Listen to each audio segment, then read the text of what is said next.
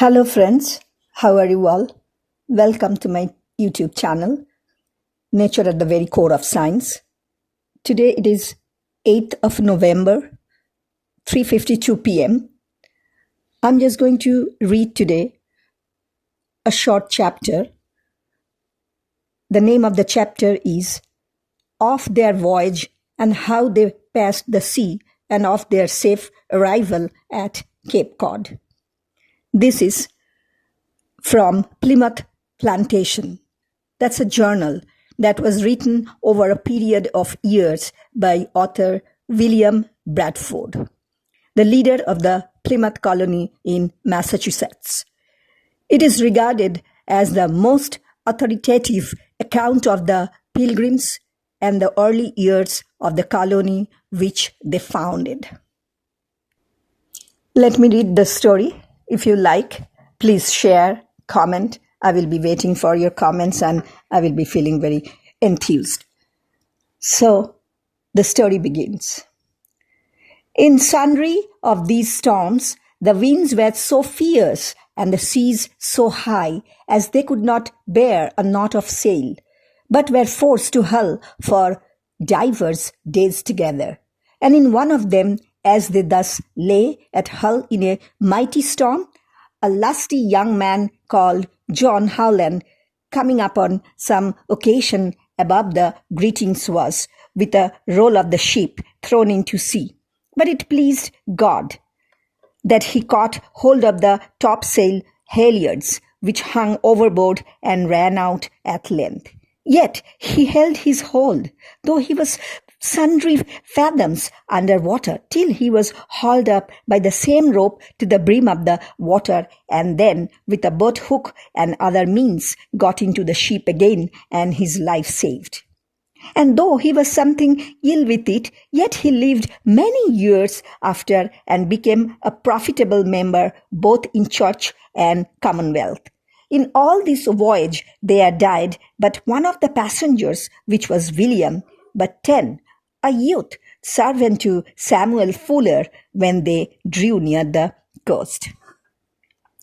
But to omit other things, that I may be brief, after long being at sea, they fell with the land which is called Cape Cod, the which being made and certainly known to be it, they were not a little joyful, after some deliberation had amongst themselves, and with the master of the ship they tacked about and resolved to stand for the southward, that is, the wind and weather being fair, to find some place about Hudson's River for their habitation. But after they had sailed that course about half the day, they fell amongst dangerous shoals and roaring breakers, and they were so far entangled therewith as they conceived themselves in great danger.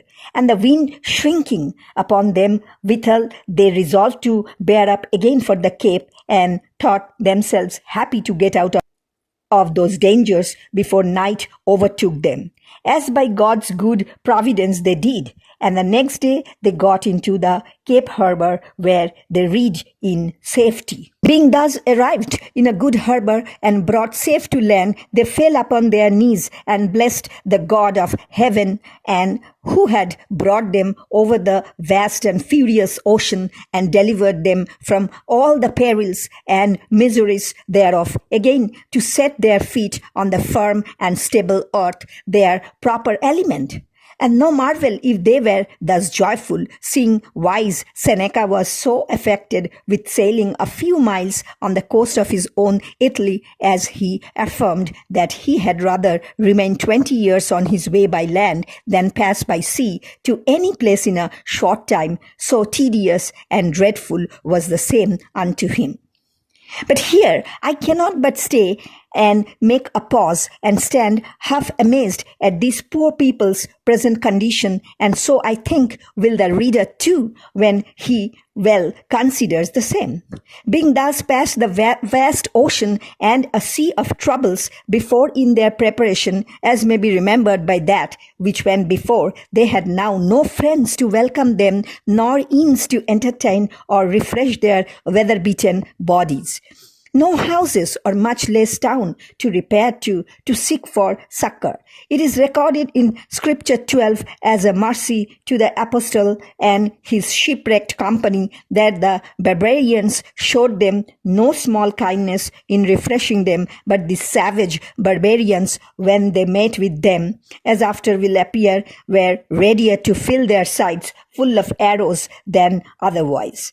And for the season it was winter, and they that know that the winters of that country know them to be sharp and violent and subject to cruel and fierce storms, dangerous to travel to known places, much more to search an unknown coast. But that which was most sad and lamentable was that in 2 or 3 months' time, half of their company died, especially in January and February, being the depth of winter and wanting houses and other comforts, being infected with the scurvy and other diseases which this long voyage and their inaccommodated condition had brought upon them.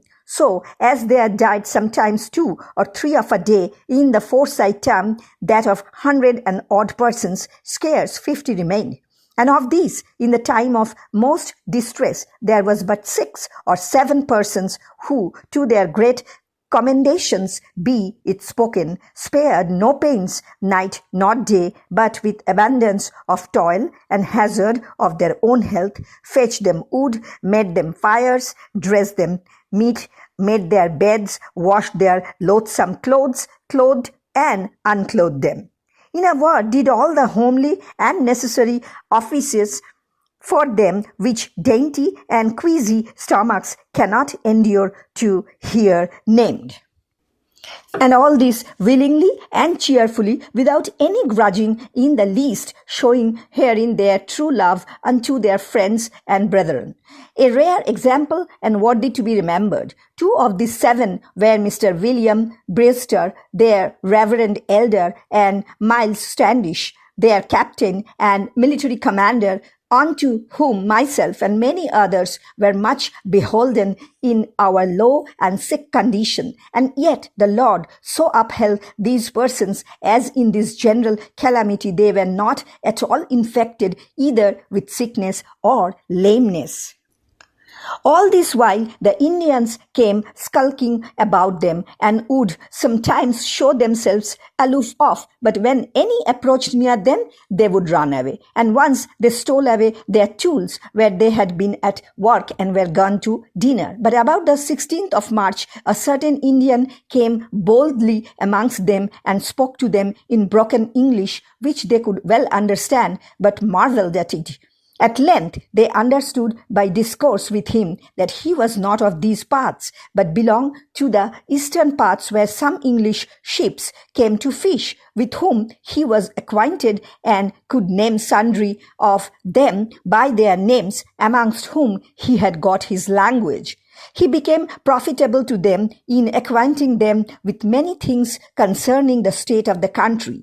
In the east parts where he lived, which was afterwards profitable unto them, as also of the people here, of their names, number and strength, of their situation and distance from this place, and who was chief amongst them.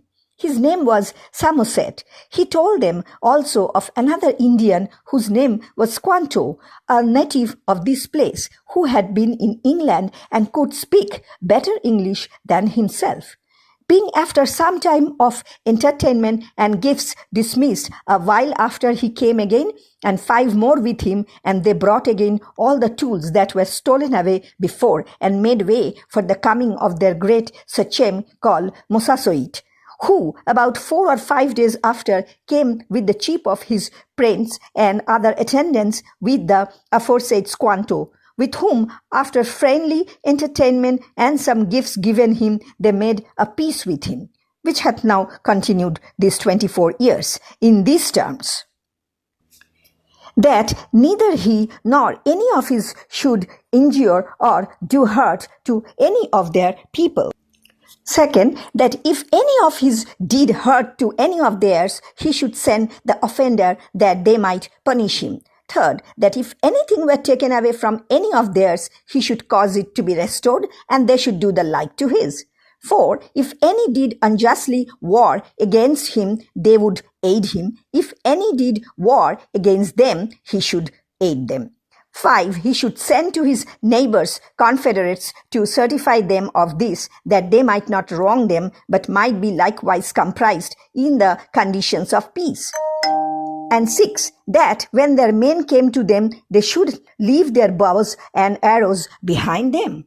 After this thing, he returned to his place called Soamons, some 40 miles from this place, but Squanto continued with them and was their interpreter and was a special instrument sent of God for their good beyond their expectation. He directed them how to set their corn, where to take fish, and to procure other commodities, and was also their pilot to bring them to unknown places for their profit, and never left them till he died. So they began now to gather in the small harvest they had, and to fit up their houses and dwellings against winter, being all well revolved in health and strength, and had all things in good plenty. For as some were thus employed in affairs abroad, others were exercised in fishing, about cod and bass and other fish, of which they took good store, of which every family had their portion. All the summer there was no want, and now began to come in store of fowl as winter approached, of which this place did abound when they came first, but afterwards decreased by degrees. And besides waterfowl, there was a great store of wild turkeys, of which they took many, besides venison, etc. Besides, they had about a peck of a meal a week to a person, or now, since harvest, Indian corn to the proportion, which made many afterwards write so largely of their plenty here to their friends in England, which were not feigned but true reports. So this is the story end, but I just want to just add something here, that the central idea of these passages revolves around the Pilgrims' determination to establish a new community and the crucial role of cooperation between the settlers and Native Americans. So the central idea of the excerpt is the Pilgrims' journey, their challenges, and cooperation with Native American people in establishing the Plymouth colony. Hope you have liked it. Bye-bye.